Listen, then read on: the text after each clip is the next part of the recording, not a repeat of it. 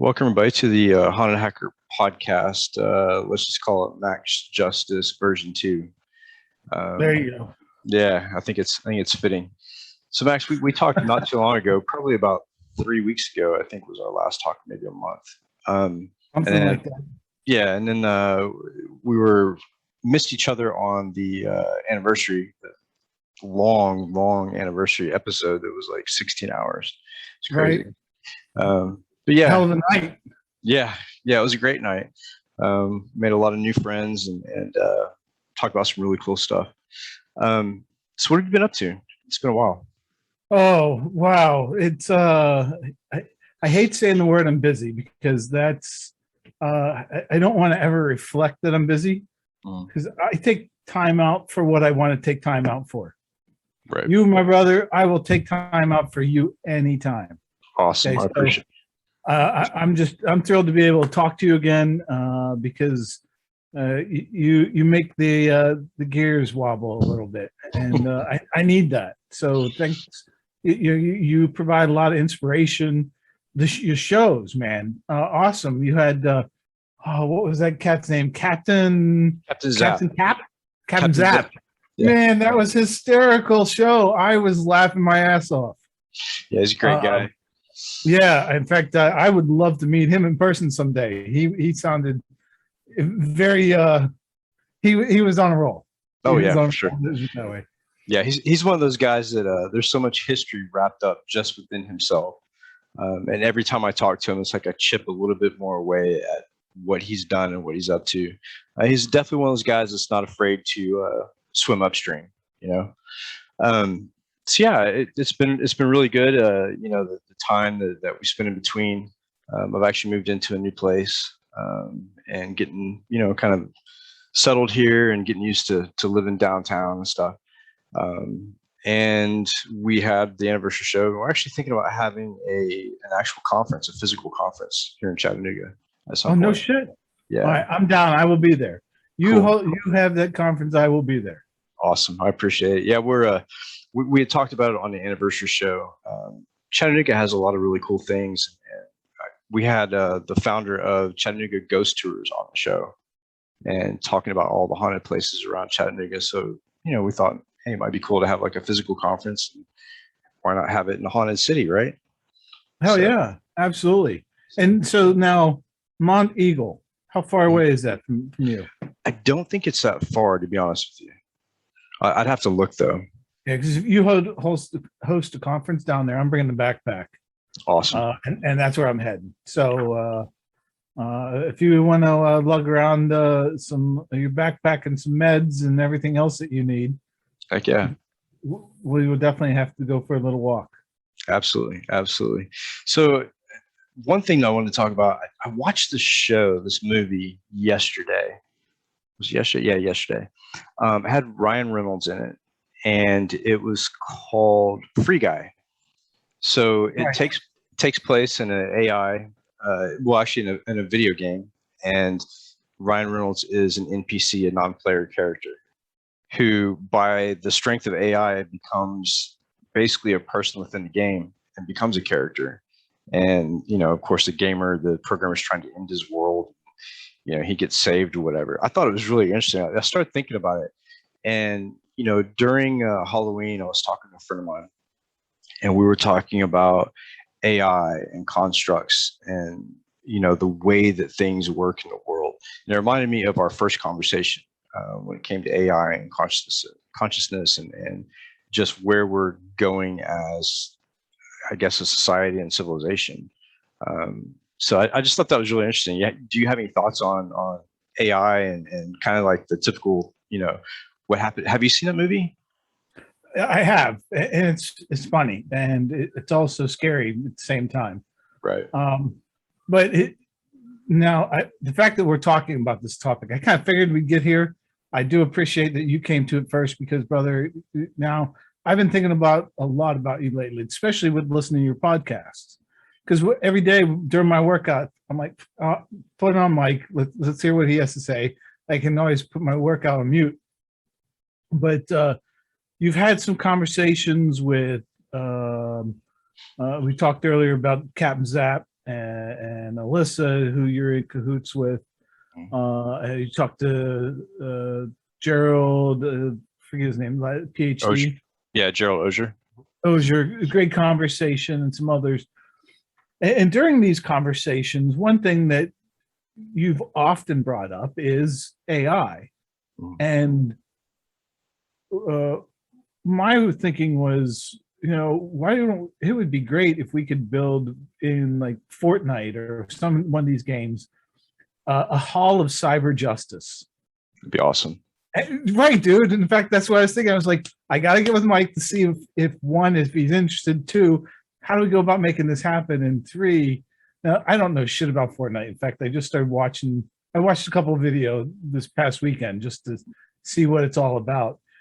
Did you know that esports, they are bringing in more revenue than the NFL, NHL, the World Soccer League, and a couple others? You roll them all together, and they still don't even compare to what the revenue that esports is generating. Exactly. It's phenomenal. I watched a documentary on one of the sports teams on esports, one of the gaming teams.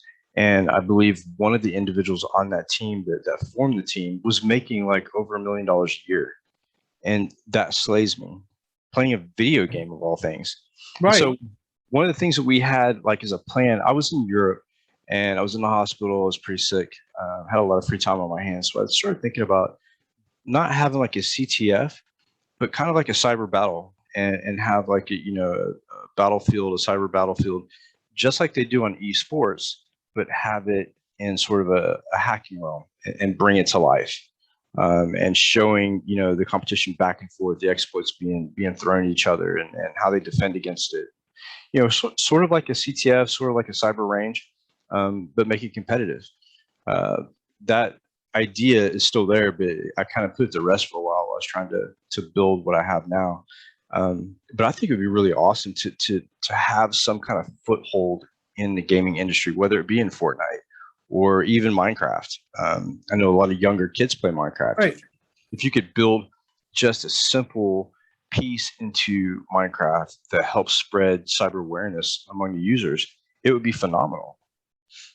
Yeah, because those kids are spending 8, 10, 14 hours a day, sometimes even more, online playing these games, and they're not thinking anything about cybersecurity. And then they get to a level where they start bringing in all this revenue. Well, you and I both know, hey, easy targets, right?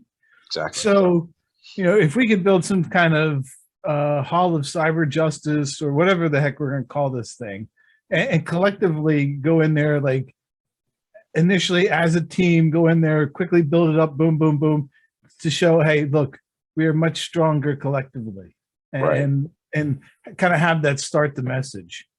I think that would be great in Fortnite. My son used to play Fortnite all the time, and I got really familiar with the game, and he was really good at it. He was part of a small team, but I think it would be awesome to do that and show that all the other players how it's done, how we can conquer collectively, and work with players in the game that have issues with, let's say, being cyberbullied or being attacked within the game, because that happens quite a bit. Wow. So yeah, it would be interesting to get into that realm. And so I was talking with one of my mentees the other day. Mm-hmm. She's a data scientist, and when you're in the tech field, you have a lot of similar thoughts. Yep. What I love about her, she's not me. She's the opposite of me. In fact, and I learned just as much from her as she learns from me. Sometimes it may be more, because she's in her 20s and African American. That's not me. Completely opposite. Right. So it's great to talk to her because I get to learn from a completely different approach. But so I asked her the other day, I said, when's that point going to happen when either you plug in or you don't, and then you become Neanderthal. And at some point in time, we even, I think you made a comment about that being scary on LinkedIn. But it's going to happen, and it's going to happen in our lifetime. And it's only a matter of time till we take this thing and make it so small enough that we can just kind of connect with it, much like we do with Bluetooth. So she thinks we're 30 years away. I think we're more about 15 to 20. Because that last piece is going to come quick. Just like life expectancy, we're on this path and we're kind of moving along, and all of a sudden it starts curving up, and boom. Well, that's what's going to happen with this AI moment. It's going to sneak up on everybody, even those who are aware, and they're going to be like, huh, we can do that now. Yeah, exactly. And I think with Elon Musk and Neuralink, I think that provides a vehicle to get there quicker. But I've talked to other people about it as well, and I'm not sure who would be the right person to bring that type of connectivity to the world. I know it can't be the government because nobody will trust it. We see that with the vaccination. With the vaccination, nobody trusts the government. And if the government comes to us and says, hey, we can connect you with AI, nobody's going to go that route. So it has to be somebody that's a pioneer in their field. It has to be somebody that, doesn't have that dark shadow. But I think you're right. I think it's close. I think we're looking at probably 15, 20 years max. Especially when you look at the progress that Elon Musk has already made with that concept. It's amazing. Yeah, and boy, there's not much that he doesn't put his hands on that isn't amazing. Exactly. The boring tunnel's not so damn boring. Yeah, I think trust is going to be the biggest factor when it comes to AI being brought to the market. It can't be big tech. It can't be Microsoft. It can't be the Googles. It can't be any large tech company. It's got to be somebody who is not already in a position of power, I think. Because like I said, the first thing that's going to happen when you bring it to market, if it's one of those conglomerates or if it's the government, is going to be distrust immediately, and nobody's going to go for it. I already work with sort of, I don't want to say AI, but close enough. With the biomed tech that I have in my chest, it can determine based on the heart rate how many beats it needs to insert into my rhythm. So I'm already working with biomed, with biotech, and sort of AI, not really AI though, but just that to help me stay alive. And I mean, I can only imagine like if we could get true AI to where, it learns the body, it learns the systems, it learns how things work together, and we can bring it to a nano size, right? And have it in the bloodstream and fix things. I know that they had a camera that they were using for looking at people's digestive tracts, and they would swallow this little pill, and it was a little camera, and they could monitor all the way through. Now, what if we could get a group of those and build AI into it, and it could tell when something was going wrong and actually help repair? Oh, absolutely. And we're probably going to put AI on CRISPR into a nanobot and say, inject it and say, there you go. Yeah. And that's when the thought to computer becomes a reality. Right. And that's going to happen in our lifetime. Yeah. I have no doubt about that one. Yeah, 100%. It scares me, but at the same time, it really excites me because I think that would be phenomenal to hit that, because to me, that's a glass ceiling that we're at right now. If we can bust through that glass ceiling, then there's no limitation to what we can do. However, if we do get that technology within the next 20, 25 years, and it gets into the wrong hands, a lot of really horrible things can happen. I mean, if you look at just the way the virus, COVID-19 was looked at in a lab, and let's say it did escape that lab, look at just what that little piece of bio did to the entire Earth. Can you imagine if AI got into the wrong hands in the wrong lab? It could be devastating. Oh, absolutely. Yeah, AI. Anybody that says AI is not scary doesn't know what the hell they're talking about with AI. exactly. And I think that the scarier part is we truly don't know what consciousness really means yet. We haven't hit that. We haven't been able to define it distinctly what consciousness is, what makes us human as far as consciousness, and the things around us, what level of consciousness they have. And I think before we can have effective AI, we have to determine what consciousness really is in order to mimic that consciousness. Spot on. And that's one reason why I think that we will have um, humans, as I call it, plugging in Mhm. before we have AGI. Oh yeah, I believe Um, so. yeah, yeah. And AGI again, it's that I think that's that 25 to 30-year mark, or 15 to 30-year mark, or however you're looking at it. But that's people plugging in will happen before AGI, definitely.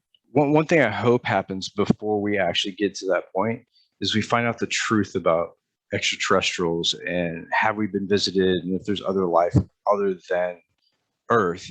And I'm not talking, different, like viruses or bacteria or whatever on in different ecosystems outside of Earth, but I'm talking like real life, like full blown advanced life forms like us that exist somewhere else. I believe they exist. I think the government believes they exist, but I think that we're kind of at that impasse where nobody really wants to release that information because of the fact that a lot of scientists, a lot of government officials think that it'll cause mass panic. And I think completely the opposite. I think that if we can determine and release and inform people that there are other forms of life out there, then it'll bring us all closer as a civilization. Because then we know something is out there that's bigger than us. But I think we need to hit that point first before we actually go into AI. I think AI is going to happen, but I think we need to know the full cycle, the full truth about other life forms and other life outside of the solar system. Absolutely, absolutely. And I actually see it as hackers being the one that are going to plug in Yeah. before most. Oh yeah, for sure. For sure.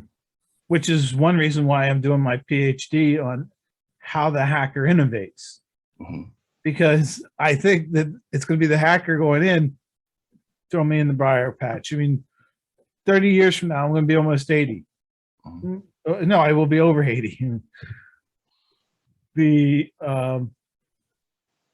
The quality of life, it starts degrading about that time. Mm-hmm. And by that time, I will have like 50 plus years of cyber under my belt and be like, yeah, sure, plug me in. So for me, it's going to come right at that time where my body starts saying, if I want to continue living, I got to take the red pill. Yeah. And there's a movie about that, actually. Who's in that movie? Was it Johnny Depp that plays that movie? He's a scientist. He dies. He gets put into. Oh yeah. Yeah. And that was kind of. Movie. Yeah. Yeah. It was a great movie. That was kind of my thought.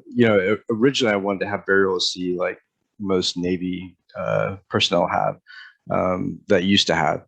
But I started thinking about it. I'd much rather be cremated than having my ashes put into an Ethernet cable. That way I'm always part of the stream.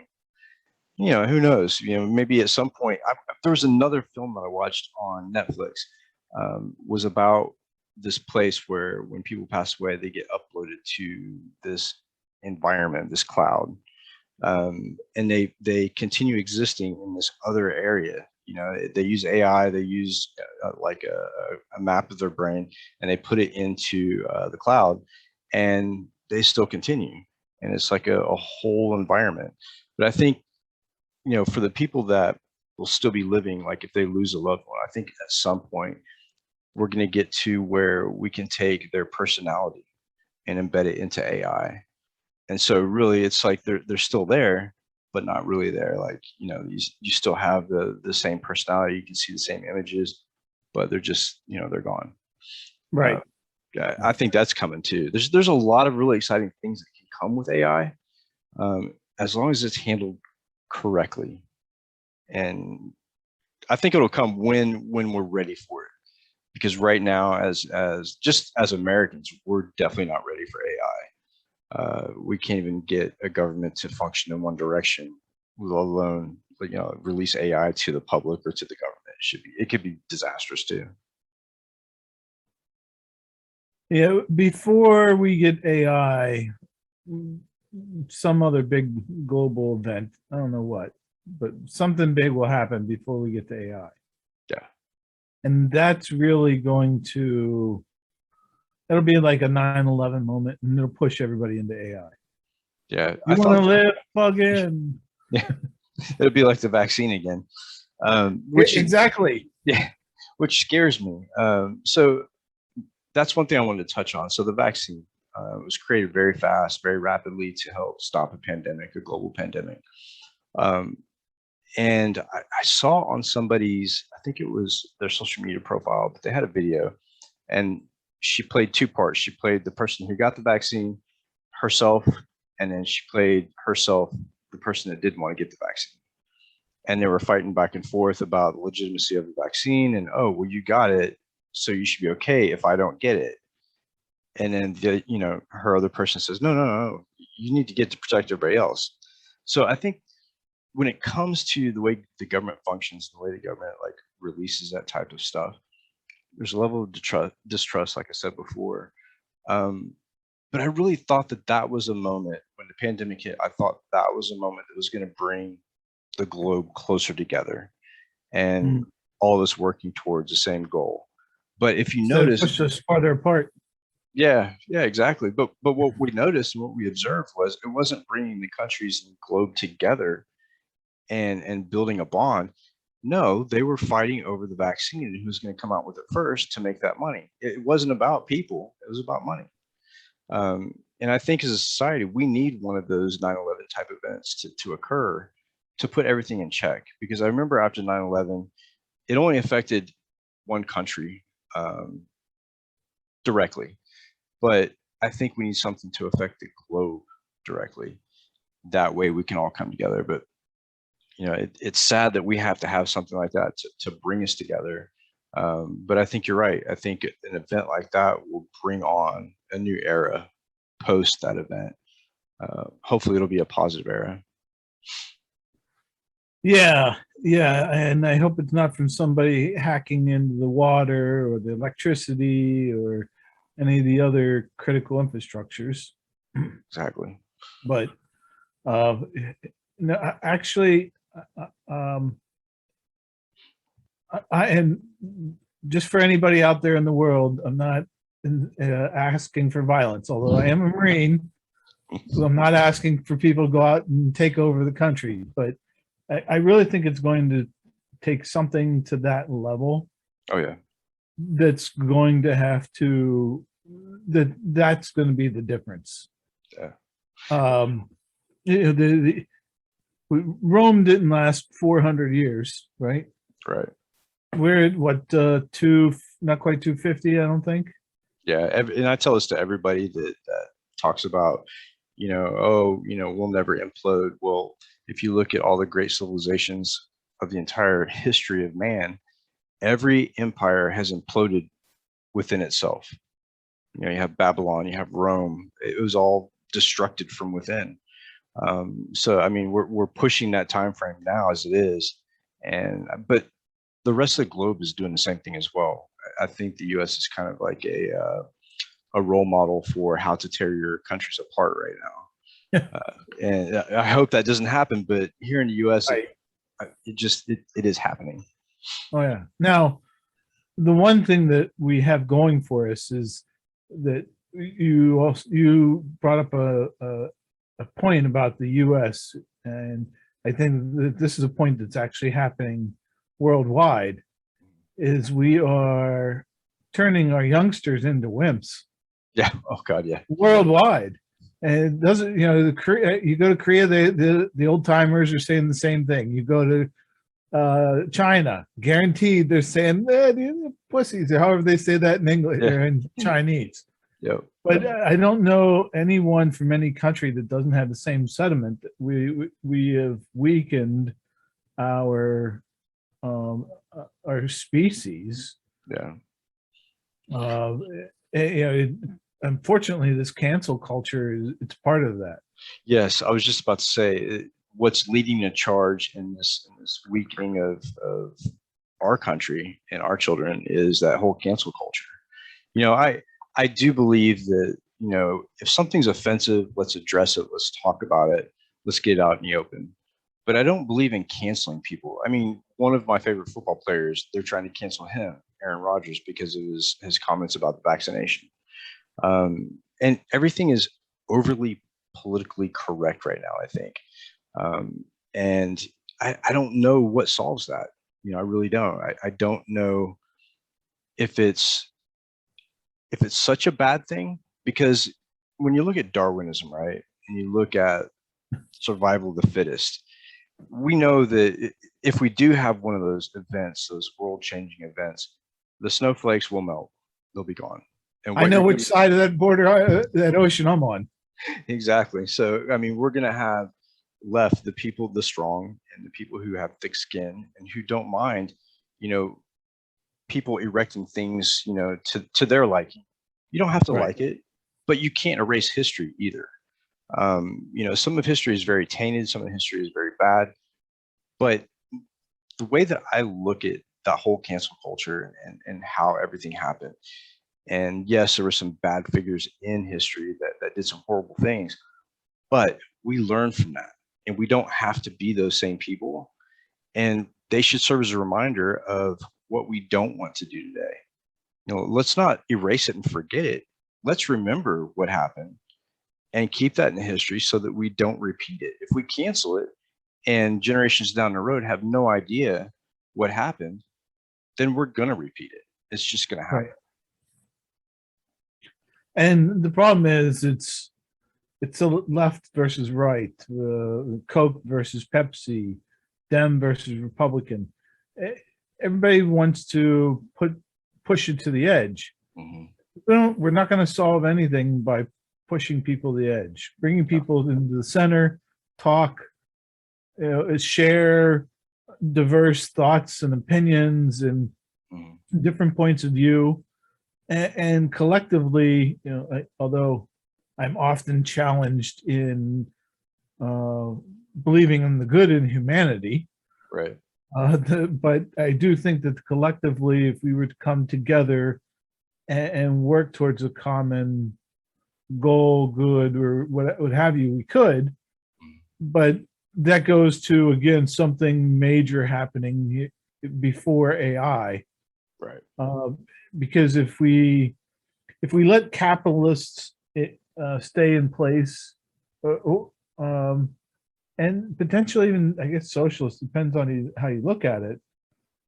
But um, with capitalists doing AI, then you're increasing inequality, Right. and you're just going to make it much more divisive. Yeah. And frankly, there are way more people than there are rich, and that 1% can go away pretty quickly. Exactly. Exactly. And I think that you touch on a good point there. So, if capitalists get a hold of AI, we're going to look at a separation of classes that's even more drastic than it is today.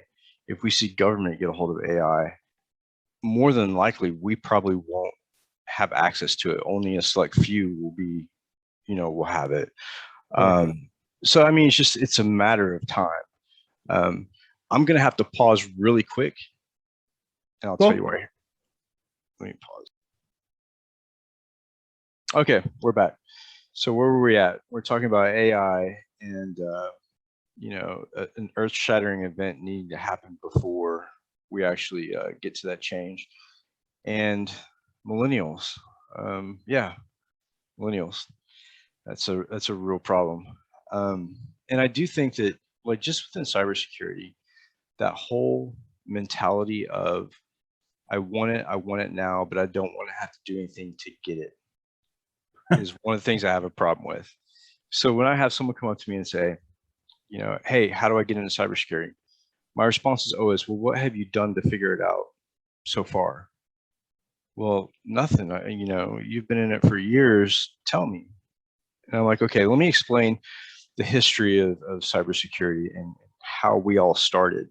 There was no Google to, get all this information from, and you couldn't necessarily ask a group of people because then you would get flamed for asking dumb questions. Right. So it's much different now. Like, there's so much information out there, but they don't want to take that step to actually go and research it. Like, they don't answer half their questions for themselves. They want to go up to somebody and say, okay, I want to be a pen tester by next August, and I want you to give it to me. Where's the value in that? Well, when we were younger, we had the Pepsi generation Mhm. that was the same way. And, I think it was probably World War II, maybe even before that, where RTFM came out. Yep. It's one of the oldest acronyms around. Mhm. And, you and I came out up on the Rainbow series of books. Yep. If you didn't RTFM, you were totally SOL. I hate acronyms too. But that it still applies. You still have to read the freaking shit. Mhm. I can't tell people enough. So if you're going to come into the cyber field, you better like to learn. Yeah. Because that's all you do is learn, and you read and you learn and you read and you try. You learn, you read, you fail, you try, and fail again. And you got to like to fail because you're going to do it a lot. Oh yeah, for sure. And like, just building stuff, right? So I didn't jump into Windows. I didn't like dive into Windows and take it apart and figure out how it works and all that good stuff. I went straight to Linux, where I could build services and I could create web servers and FTP servers. It wasn't that easy with Windows, but what I realized was it that with Linux, it wasn't easy to build those. I think it was more enjoyable because I don't know how many times I would set something up and the service would crash, or I would have to go through the config file line by line and figure out where certain things needed to be. But now, even with software development, everything is prepackaged now, and there's not a need for people to be really in depth in systems unless you're in cybersecurity. And in my mind, if you're going that route, then you should deconstruct those packages. You should look into the code and figure out how it works, how it was set up, instead of just saying, oh, well, this is what this does. I don't really have to look into it. And I think as far as defense goes, running a blue team is very interesting because when we get the alerts on the screen, a lot of the new people that are coming to security and learn, a little bit to become a blue teamer, they see the alert, but they don't know what's behind it. They know the definition of the alert, what that's indicating, but if you ask them to recreate the conditions, will never happen. And I think that goes back to the industry as a whole, and just the way we learn is a little bit different now as well. Yeah, the new math. Oh God, dude. Oh, dude, that's so painful. My son used to come home from school with these math problems, and I would give him the answers. I'd be like, this is how you get this, but I don't know what your teacher's doing here. And he's like, I don't either, but we have the right answer. I'm like, yeah, that's the right answer. He would go to school and come back upset, crying because he failed the paper, and all the right answers were there. And I was like, what? How did you fail? Just because of the process you used? Yes, because we didn't. That's so wrong. Yeah, and it really hurt his feelings too, because he has Asperger's and he deals with a lot of that stuff. And for him to fail at something when he knows that he was right was super hard for him to digest. It was hard for me to digest. I actually called up the teacher and I was like, "What are you doing here? Like, I don't get this." She goes, "Well, he didn't use the right operation." I said, "Okay, does the operation really matter that much if he has the right answer? He thinks differently than you do, and he thinks Right. differently than I do. You can't hold him to that same method. If he has the answer, cool, let him go. Yeah. Well, that's because our public school education system sucks, and they're training robots. They're not training people to think. Exactly. Heaven forbid you think in education.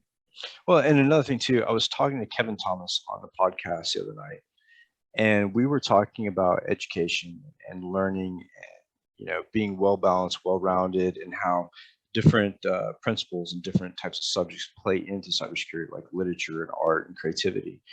And one point that I brought up that I've been thinking a lot about since we were on the podcast was the fact that when you go to college, and even elementary and middle school and high school, you take a wide variety of courses to get to where you need to go, to get that graduation or that diploma.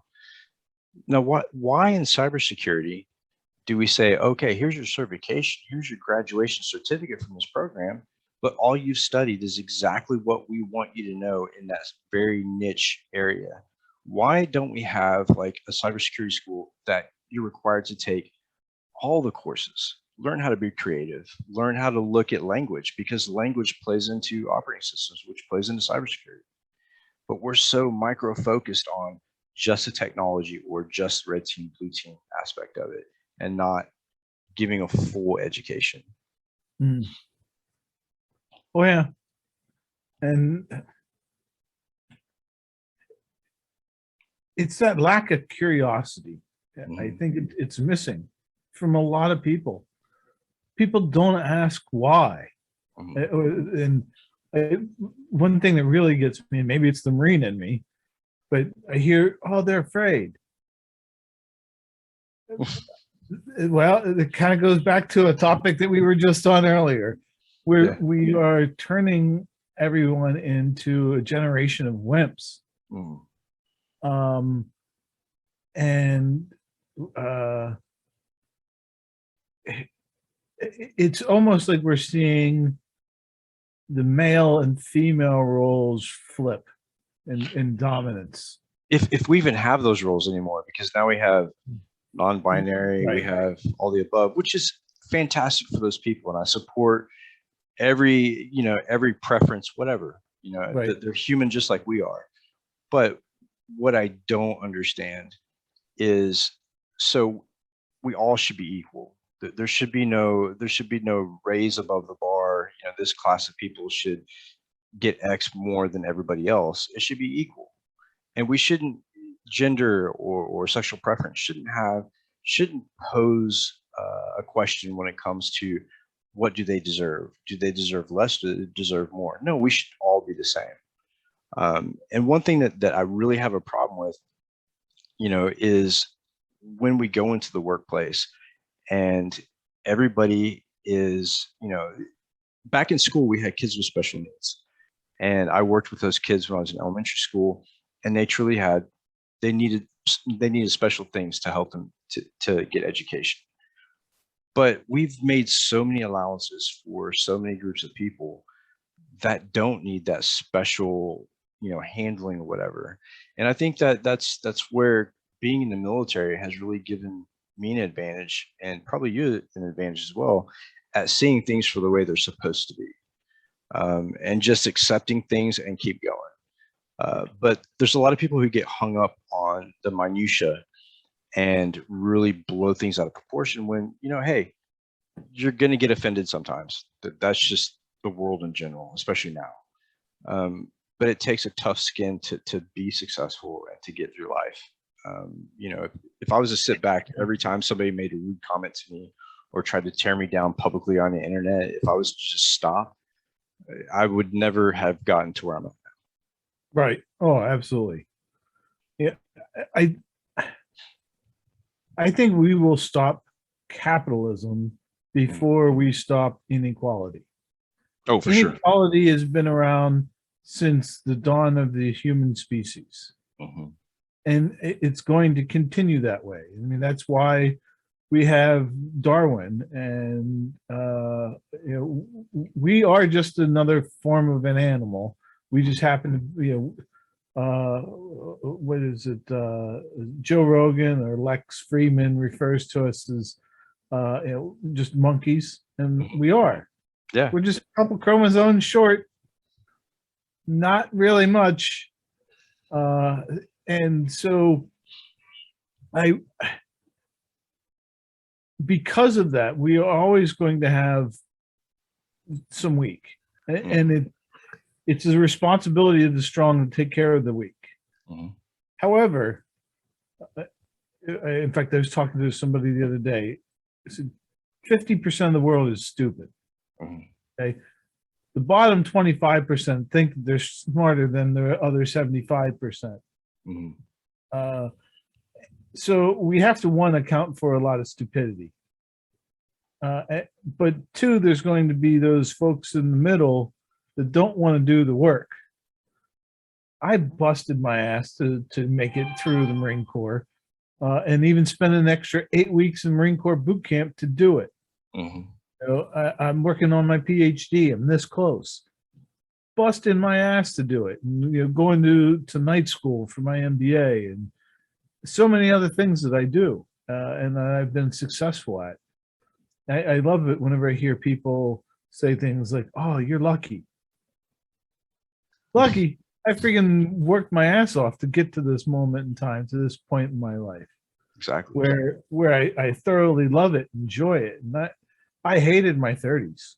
Man, I didn't like life. I didn't like myself. But I was going about it wrong. I wasn't taking care of me. I didn't even like me. So I was fat, and like 65, 75 pounds overweight.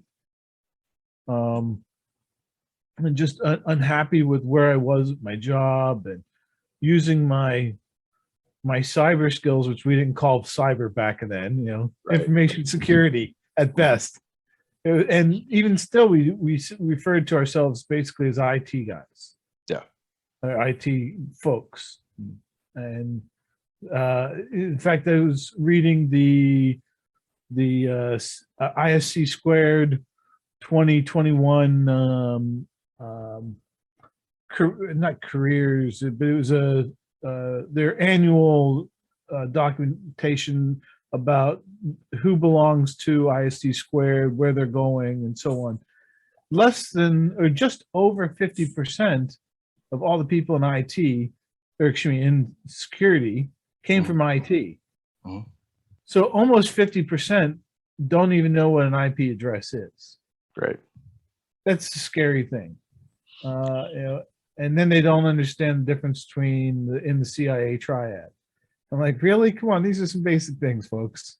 Yeah, and that goes back to what me and Kevin were talking about previously, was the fact that with these certifications, we're really dumbing people down. I mean, it's very high level information to get to a very low level job, and they stop there. They get that one certification, and then they think that's it, that they don't have to learn anymore, that, oh, hey, I got a job, I got a certification, I'm good. But it goes back to that 80-20 rule, right? So 20% of the people do 80% of the work and have that knowledge. I think it's true. I think it's very absolutely true. Yeah, and you spoke about, we're just monkeys. I absolutely agree. I don't know if you remember or not, but I went to the zoo here locally a while back and had this nonverbal conversation with this monkey. And he was checking out my tattoos, and he was looking at his arms like, why do I have tattoos? And, he was trying to peel it off my skin, and he couldn't understand it. But you could tell that when you look into an animal's eyes like that, there's something going on. sure. And I would love to know the level of consciousness that they have. It has to be very similar to ours. But even with them, they're constantly learning. They're constantly evolving. I think where the generations that we have now, they get to a certain point and they think that they should be entitled to the rest. And that's not how things work. I've experienced that just within, my groups on the internet, where I build all these things, I build everything up, and I put names to them and grow them organically, and they automatically feel like they're entitled to own it.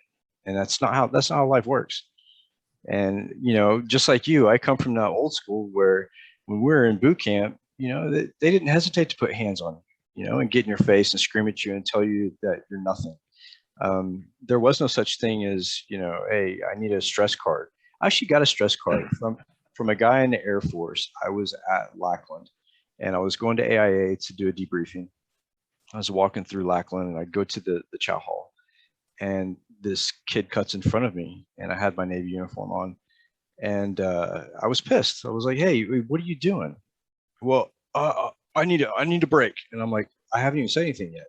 He pulls out a literal card, a stress card, and hands it to me to where I can't converse with him for like 15 minutes. I was like, what the shit is this? What? Yeah, the Navy had them too, stress cards.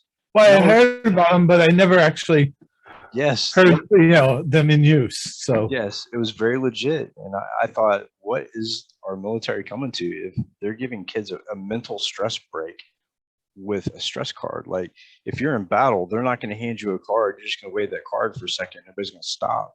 Correct. We're training and bringing up a generation that if we leave everything in their hands, it's probably going to end up crumbling. And I hate to be the one to say that, but I'm just being honest from what I've seen. Yes, we do have a very strong military. Don't misquote me on that. But we do have individuals that don't make it through those trainings in the military and don't make it through the military that are very soft and can't conform. Right. But we don't push people to do that anymore. We don't make people conform. We give allowances now. And people need a push. Yeah. A big push too, because let's face it, the Homo sapien race is lazy. Anytime they get to plop their ass in front of the TV and tune out the rest of the world, guess what they're going to do? Exactly. Not everyone, but a large majority. Yep. People don't want to think. They don't want to research. They don't want to really learn or be well informed. They want it all pushed to them, but don't push them. Yeah. Well, it goes back to like we were talking about the electronic gadgets and the technology, and we put iPads and technology in the hands of 2-year-olds, and they get addicted to that screen from a very young age. And so now all these kids growing up, that they look at things that they want, but they expect it to be handed to them, just like everything else was. Right. So we've made them electronic dependent. And it's funny looking at other parents and spending time with other people who have kids and looking at how different the kids are when they go outside and they actually spend time having a good time, as opposed to how frustrated they get inside with the electronics. It actually breeds the anger, disruption, and aggression because they play these games, they get frustrated, they melt down. The mentality is completely changing. I think the way that people process information just in the past 10, 15 years, it's changing drastically. Oh, yeah. Yeah, you probably weren't a data-driven person. No. Nowadays, my guess is you want to see the data. Right. Because it influences your decisions. Absolutely. 20 years ago, people didn't think like that. Mm-hmm. Some did, but very few. Yeah. And now I'm much more likely to take a little slower pace than react, because chances are you're going to see the inverse sine wave happen. Mm-hmm. And I prefer not to react until I've seen the inverse sine wave. Yeah, absolutely. And when it comes, and 9/11 is a perfect example where we didn't. Yeah, 100%. We reacted and immediately screwed everybody. Yeah, immediately. I remember after the first plane hit the building, and I was staying at my parents' house. I was between seasons at Yellowstone. It hit the building. My mom called me, and I turned on the TV, and I saw the second plane hitting the building. And she's like, I don't know what's going on. This is crazy. I knew exactly what it was when I saw it. And because there had been chatter about this for a long time. And immediately I went and re-enlisted in the military. But do you think that we'd actually get that response from kids that are old enough to go into the military now if we had that same event happen? Probably not. No. And I No. think that's, we're catering to a generation that wants everything that we have, but they don't want to work for it and they don't want to put themselves forward for it. It's all about being siloed and being protected by their devices and stuff. I just think that the psychology of people is changing as well. And that goes for the whole human race. When I was in Europe, and this is really strange. So I had never experienced these things until I went to Europe. And when I went to a fast food restaurant and I would order something that would be, filling here in the US, but when it came to me, it was like half the size. Oh yeah. Literally half the size. And there wasn't half the sugar in the drinks because there's a sugar tax. And kids weren't allowed to go buy energy drinks. And I'm thinking to myself, wait a minute, why are we not doing that in the US? Why is that not happening? And I start seeing the politics and everything play out on TV during the election. I was still overseas. And, especially when the pandemic hit and everybody was on spring break down in Florida on the beaches. And everybody in Europe is like, these people are crazy. Like literally people from other countries watching US function, it's like a nightmare. And getting that, I guess, observation from outside, it's like stepping out of yourself and looking back in. And I think a lot of kids also don't have exposure to other cultures where they can see the differences. And I think that, that's in decline as well, because everybody's taking staycations and, all the virus and pandemic. And then on top of that, the economy just sucks right now. So I think we're going to see a big deterioration, not only of like social behaviors, but also mentality. And that's another thing with the kids is that with all of the functions of the internet, all of the technology, we are breeding kids who don't know how to interact socially. Take the device away from them, they don't know what the hell to do. Yeah. Super scary. And I purposely don't take my leash, my tether places if I don't have to.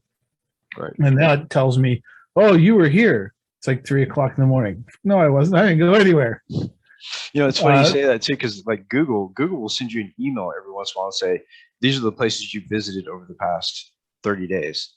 Right. Like, do you really want a conglomerate like Google to monitor where you go every day? Like, I don't know. Well, so this is in fact one thing I think about a lot. I definitely don't want to be monitored, but I've never had to wear glasses before until the last couple of years. I had eagle eye. I could, no fog, no haze, no nothing. I could see clearly, and my eyes are deteriorating. And I'm so looking forward to the day I can take that injection of nanobots, squeeze it in there, and let them go to town and restore my vision. Yeah, exactly. Well, as soon as I do that, basically that's the day that I'm plugged in, because now somebody's going to be watching everything that I'm watching. And in the not so distant future, all of our toilets are going to be probably leased from the insurance company or owned by the insurance company. They're not going to be really your toilet. Right. And if you don't have one, well, guess what? You're not getting insurance. And I just pray that they don't outsource the tech support for those toilets to another country. Yeah, I totally see that.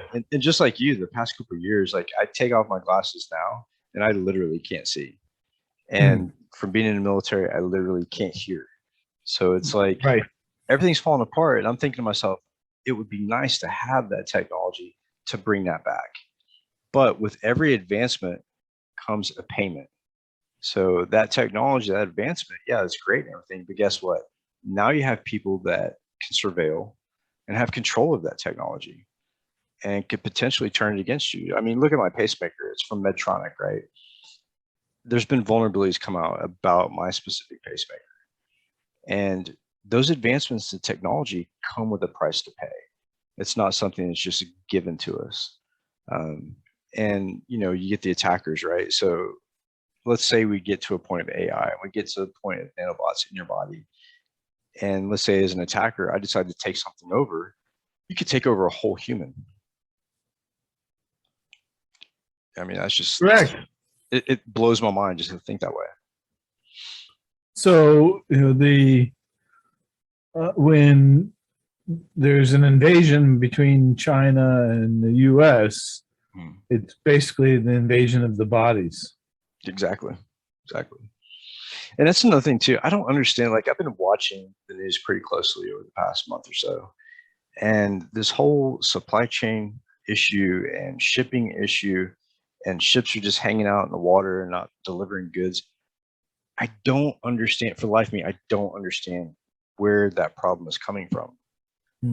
It just, and it's not just one place in the world; it's everywhere in the world.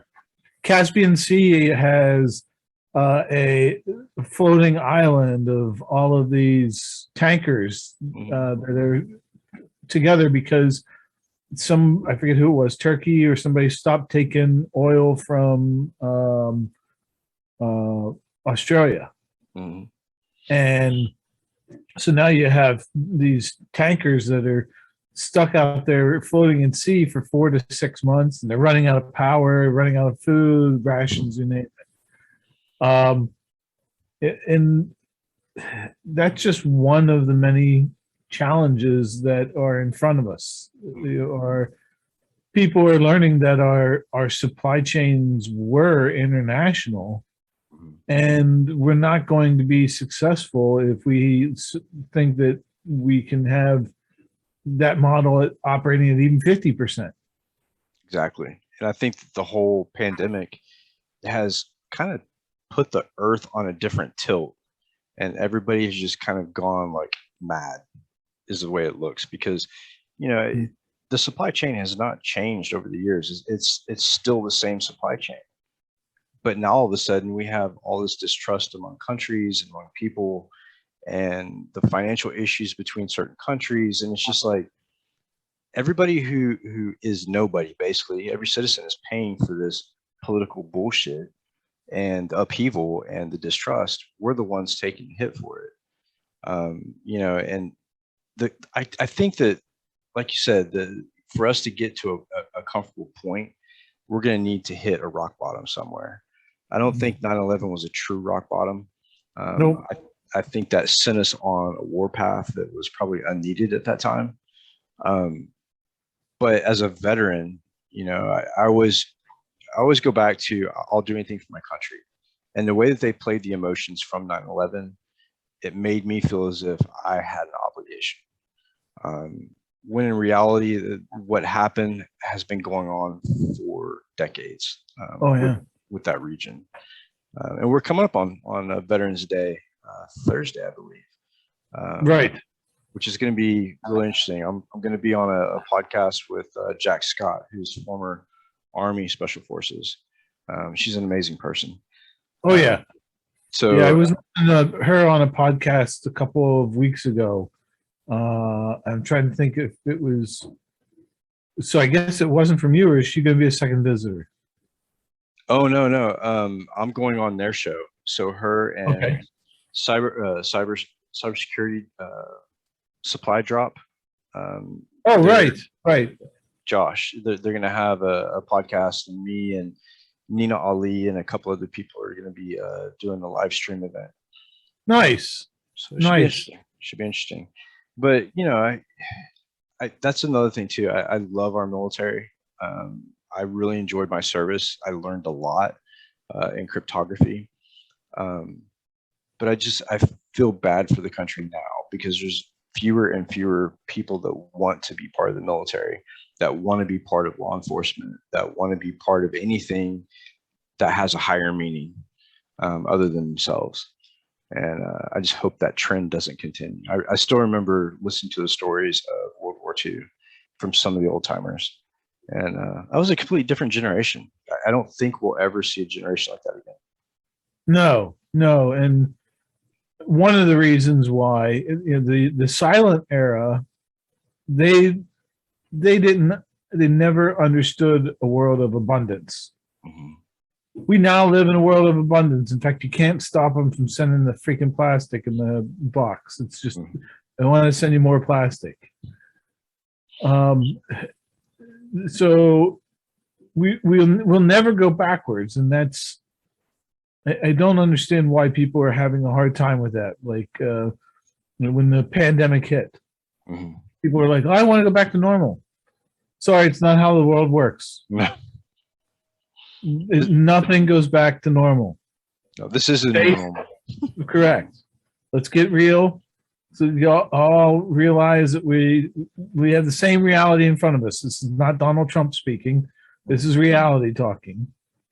Your world changed. Let's deal with it. Suck it up. Put on your big boy, big girl britches, and make something of it. Yep, 100%. You know, that's what. There's a lot of complaints nowadays about the 1% making all this money during the pandemic. Most of it really wasn't any fault of their own. I mean, Jeff Bezos built a hell of an empire with Amazon, set himself up just right for something like this. Absolutely. So I applaud him for what he did and the values that corporation has. They have like 16 leadership principles that everybody must know and live and be able to talk stories around these leadership principles. And if you're not getting in the door there. So it's a pretty amazing company. And Elon Musk, that guy works like a madman. And he gets it as well. I mean, one of the reasons why he started Tesla was he wanted to get us into a green environment and move us into a better world than which he came in. And now, granted, every time you set a rocket off in space, you're doing a lot of damage. But in the long run, when you add up his carbon footprint, if you will, I'd say it's probably going to fall more in the positive side than the negative side. Yeah, absolutely. And people are probably jealous of all of their hard work, and that's, I guess, why they're so lucky. You know, and it's not lucky. It's a boatload of hard work, and I realize now that with being a farmer, right now I'm only producing about 120 pounds of mushrooms a week. We're getting ready to go to 300 pounds a week. Wow. And it's a 7-day-a-week job. You have morning chores to do and evening chores to do on that farm. The farm does not stop growing, you know, and it's a lot of hard work. It doesn't matter what kind of farming you do, it's a lot of hard work. Yet we have less than 7% of the population that farm, for the other 93% that don't have a clue about farming. What happens when that supply chain goes belly up? What are you all going to do? Then we're all in trouble. Not me. I'm just going to pop open a beer and walk over and grab a mushroom. Watch the world go by. Exactly. And but I've seen a lot of my friends actually get more interested in farming and farming different types of things. My buddy Luke that I connected you with, very interesting guy, and he's really interested into farming. He also does a lot of ham radio stuff. I see a few of my friends stepping up and like getting interested in, you know, sustainable living and stuff like that, which I much respect to. You know, I live in the middle of a urban area with no green space now, but I wish I had the capability of having some sort of farm to, you know, keep raising and being self-sustained. But yeah, that's really cool. So how is the farming going right now? You say that you're going to increase to 300 pounds a week. How are you doing that? So we have a downstairs operation and an upstairs operation. And so and I'm going to say something and people are going to be like, oh, he's rich. I'm fortunate enough to have 2 3-car garages. And one of the reasons why I have that, I live right on the Potomac. And so the downstairs garage was thought to be a boat garage. I had all those toys, golf cart and jet skis, and I ended up getting rid of all of them. I have like no toys anymore, and I'm so glad. But so I had 750 square foot of the downstairs basement I wasn't using. Mhm. And so that's now lower operations for Seth's Mushroom Vertical Farm. Although we don't necessarily say Seth's Mushroom Vertical Farm. Right. But when you go vertical, you can do a lot of farming. And so my upstairs garage and downstairs garage, the only difference is the way the garages face. And there's a concrete slab in between. So it's pretty nice. I just had to put in some heat and AC in both of them. I used a mini split, and put some water in there. Got an electric sub panel put in down below, and I had to do all the work. If you're a farmer and you start calling other contractors to do the job, forget it. You are not going to make money. A farmer has to be very inventive. A farmer has to solve a lot of problems. And if you're going to be a farmer and you have to call people to come in to solve your problem, you are not going to make money.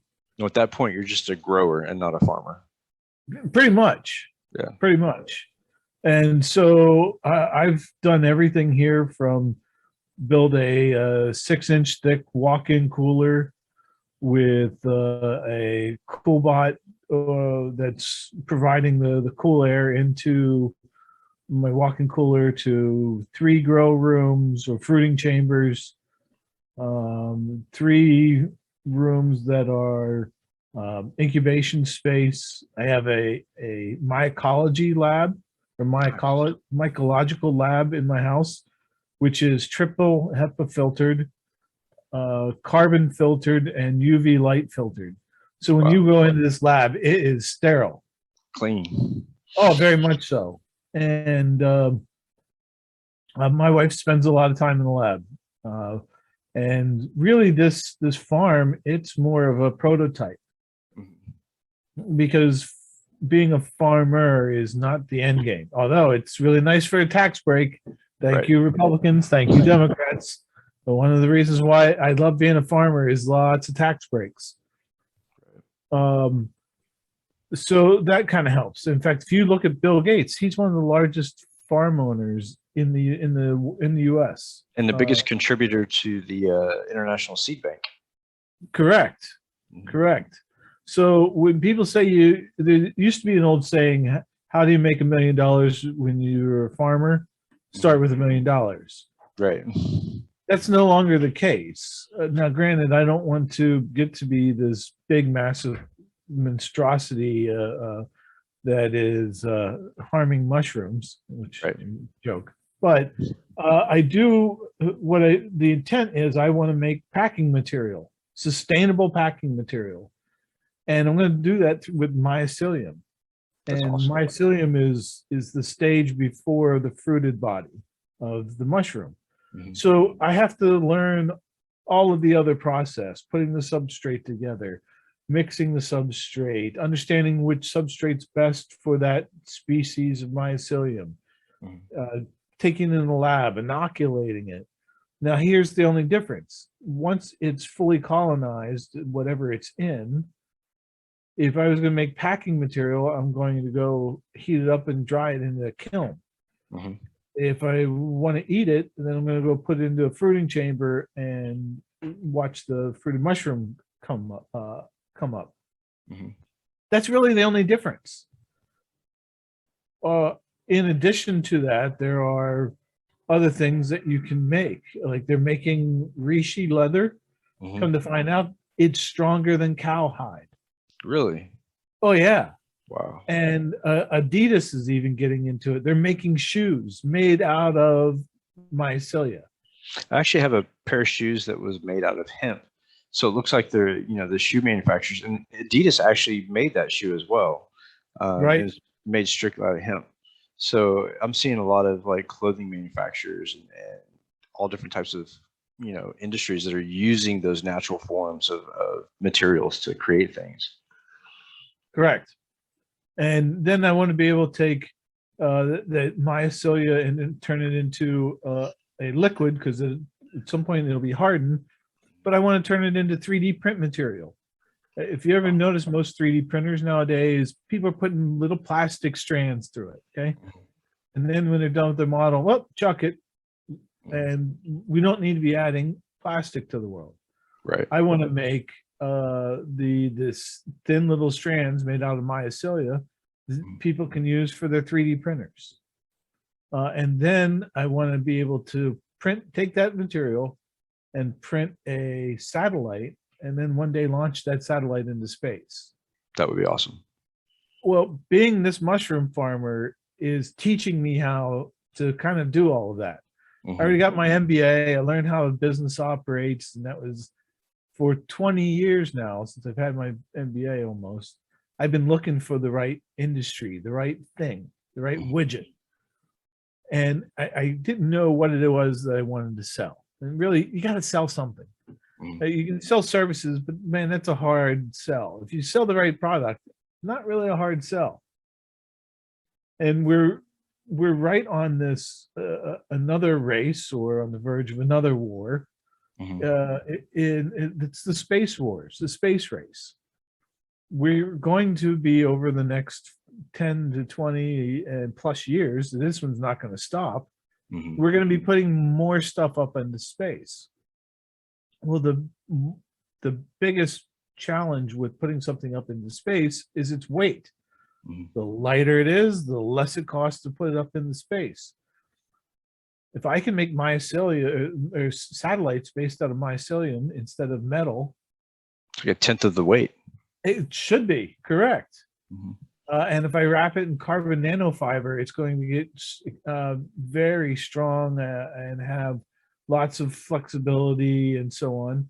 But then whenever we're done with it, it comes back down into space. It's a natural, well, first of all, when it comes back down into space, if it's protected with mycelium, I took a torch one day for 10 minutes trying to burn this brick of mycelium. No.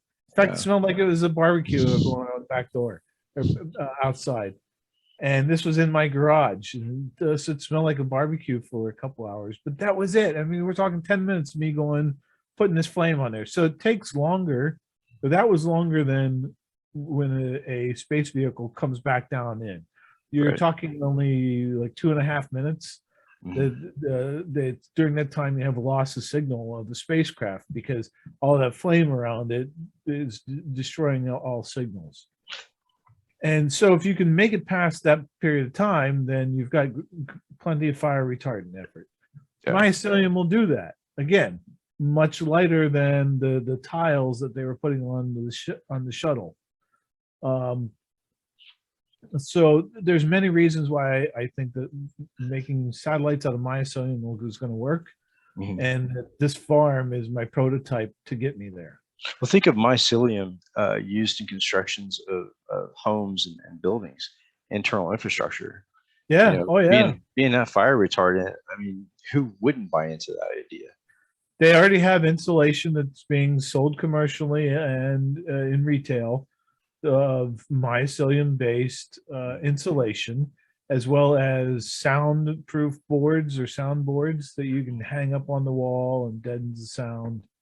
The number of ways that you can look to use mycelium. This is another shift that we're going to have, because we have to move to this green revolution. We have to look to alternatives. And boy, the power of the mushroom, it's amazing.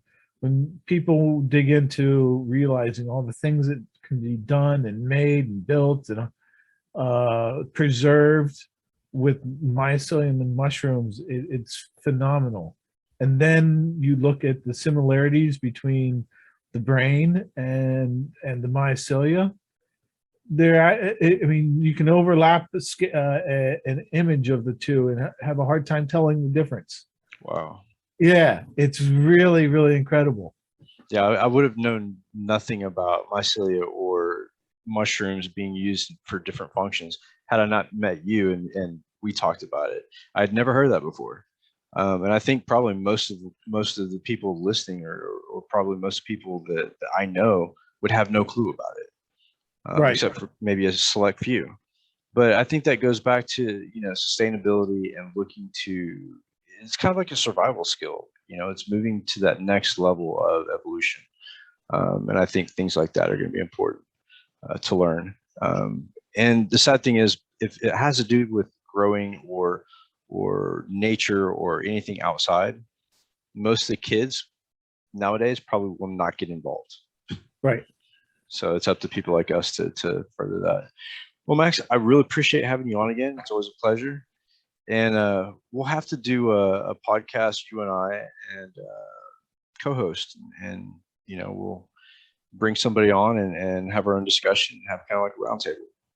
Would you be up for that? Absolutely. In fact, let's plan on sooner than later.